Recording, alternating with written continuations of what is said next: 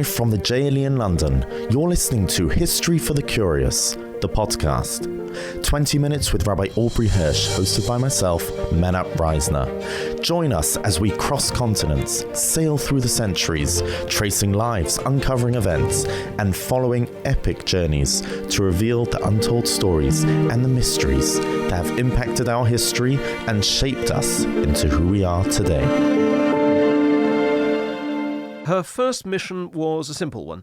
She was to get permission to sell German newspapers in the military headquarters in Brussels and report whatever she heard there. 1 month in, she was told to focus on one individual, counterintelligence officer Hugo Stahler. So she stops by frequently to converse with him, and he's flattered to be the focus of attention of a pretty girl. And one day, she sees loads of activity happening around him or around his office, and she asked him if there was something important happening. So he boasts to her that if all goes to plan, he's going to be in line for a promotion. She prompts him a little bit further, and he explained that he had discovered a network of 4 British agents on the Chaussée de Vavre, whom he planned to arrest the next evening. She brings this information immediately to France, who did not have a precise address,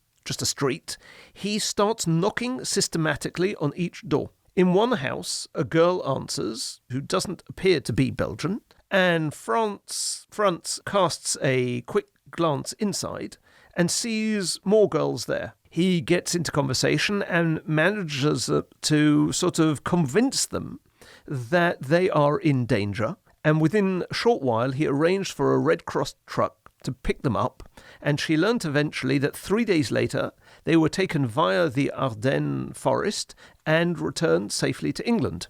And Helene never heard from Hugo Stahler after that, and assumes that the resistance took care of him quite permanently. She is then given weapons training. She learnt to fire a rifle, a revolver, a submachine gun, and how to load and unload.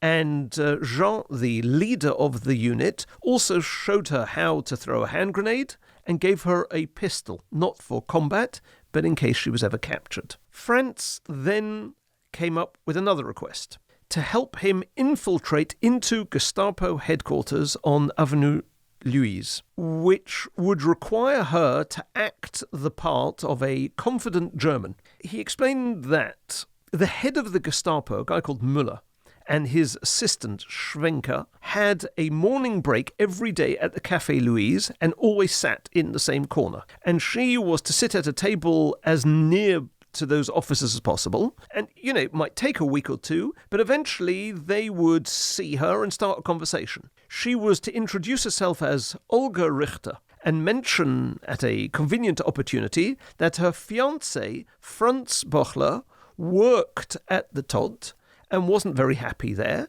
and mention his knowledge of languages, which should, in theory at least, interest them. And she does so. She manages to engage in the conversation, at the end of which Müller told her to tell her friend to come and see him. The way he put it was, our section pays well, and there are all sorts of privileges. If he speaks French, his place could be with us. And he asked for Franz's full name, he wrote it down, he signed a piece of paper and said, "This is his pass. My office is on the 8th floor.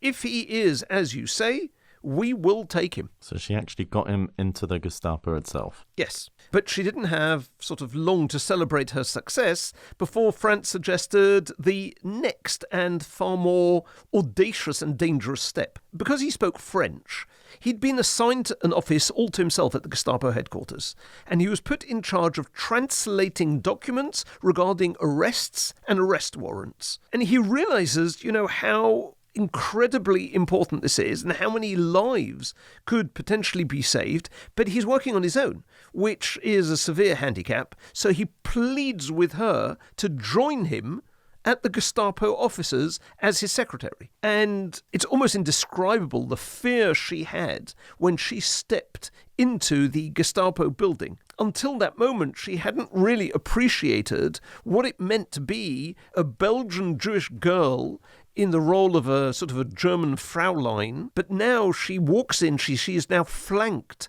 by Obersturmbannführer Müller, a colonel who's in charge of the Brussels Gestapo, and she's walking with him past guard after guard through these long hallways, greeted by rapid-fire Heil Hitler salutes and clicking heels. But she now, too, had penetrated the Gestapo. She was now working for Lieutenant Bochler, who's actually a British agent. But obviously, henceforth, fear would be a constant companion every day for 2 long years, because she knew if she's caught, a quick death would be the last thing given to her, because she would know the names of other resistance members. And the cellar at the Gestapo was a torture chamber. And while she was walking through the downstairs halls towards the elevator, she would often hear agonizing screams from below.